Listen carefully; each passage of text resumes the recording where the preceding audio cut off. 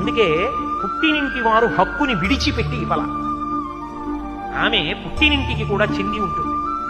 ఆమెకు అధికారం ఉన్నది పుట్టింటికి రావడానికి.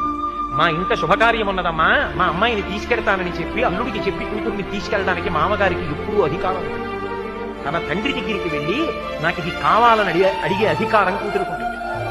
నా కూతుర్ని ఉద్దేశించి దాని అభ్యున్నతి కోసం ఒక పూజ చేయించే అధికారం నాకుంటుంది. శారదా నవరాత్రులు వస్తుంటే అమ్మా కుంకుమార్చన చేసుకోవే అని చెప్పి కుంకుమార్చనకి కావలసినటువంటి డబ్బు ఖర్చు పెట్టే అధికారం నాకుంటుంది పెళ్లి చేసేసిన. ఎందుకంటే కన్యాదానం చేస్తే ఒక పంచెల చాపిచ్చేసినట్టుగా నేను చతుర్థి విభక్తి వేసి నా కూతుర్ని ఇవ్వాల. ఇదం నమమా, ఇది నాది కాదు అని నేను ఇవ్వలేదు. ప్రతి గృహామి, నీది కాదని ఇచ్చేసావు, నాదని పుచ్చుకుంటున్నానని నా అల్లుడి పుచ్చుకోవాలా. అలా ఇవ్వను. ప్రతిపాదయామి, నీకు ధర్మం కోసం ఇస్తున్నానంతే. ఆమె మీద నాకు కూడా అధికారం ఉంది, నా బిడ్డ మీద. అందుకే ఆమె ఉద్ధరణ కొరకు నేను పూజ చెయ్యొచ్చు.